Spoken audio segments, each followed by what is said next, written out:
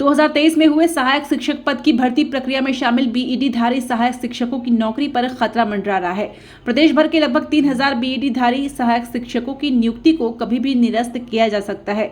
इसके विरोध में आज सैकड़ों शिक्षक स्थानीय घड़ी चौक पर प्रदर्शन करते नजर आए। इस दौरान उन्होंने सरकार से इच्छा मृत्यु की मांग की है।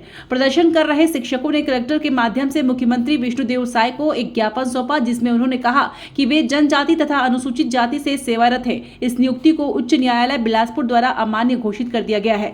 इस फैसले के विरुद्ध छत्तीसगढ़ सरकार द्वारा उच्चतम न्यायालय में एसएलपी दायर कर चुनौती दी गई, जिससे सहायक शिक्षकों द्वारा भी एसएलपीएस लगाई गई। दिनांक 28 अगस्त 2024 को मामले की सुनवाई पश्चात उच्चतम न्यायालय द्वारा उन्हें खारिज कर दिया गया। ऐसे में हम और हमारे परिवार का जीवन इसी नौकरी पर आश्रित है। नौकरी चले जाने के पश्चात हम पर आजीविका का संकट के साथ साथ मानसिक, आर्थिक, सामाजिक तौर पर उत्पीड़न की भयावह स्थिति बनेगी। ऐसे में सरकार को इस बारे में गहराई से विचार करना चाहिए ताकि एक शिक्षक का परिवार न बिखरे। सौंपे गए ज्ञापन में शिक्षकों ने अपनी मांग को लेकर कहा कि इस भयावह संकट से उबरने हेतु निम्न विकल्प के आधार पर सरकारी एडवोकेट के द्वारा दिए गए सुझाव एवं छत्तीसगढ़ भर्ती नियम 2019 के अनुसार हमें सहायक शिक्षक के भी वेतन पर शिक्षक यूडीटी के 15,588 रिक्त पद के विरुद्ध समायोजन किया जा सकता है, जिसमें इस पद के लिए विषय बाध्यता का प्रावधान नहीं है और हम सब आवश्यक अर्हताएं रखते हैं। नए पदों का सृजन कर राज्य शासन समान ग्रेड पे के समकक्ष नए पदों का सृजन कर माध्यमिक शाला या उच्चतर माध्यमिक शाला में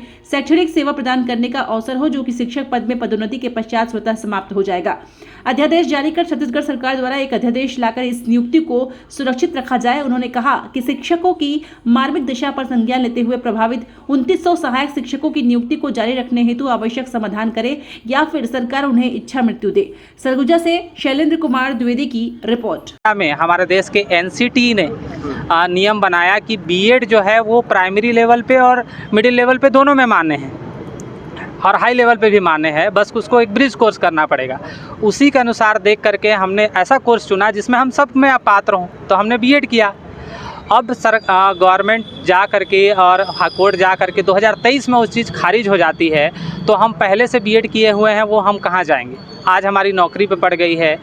आदेश में ये कहा गया है कि डीएड वाले इलीगल हैं सहायक शिक्षक के लिए। हम लोग इलीगल कैसे हुए? हम पढ़ लिख कर मेरिट सूची पर आके नौकरी कर रहे हैं, हम लोग इलीगल कैसे हो सकते हैं?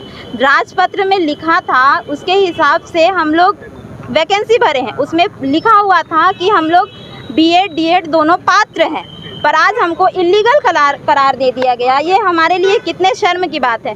नौकरी लगने के बाद अगर हमारी नौकरी छूट जाती है तो हम किस मुंह से अपने घर जाएंगे। आप देख रहे हैं सीजी समाचार, खबर पल पल की।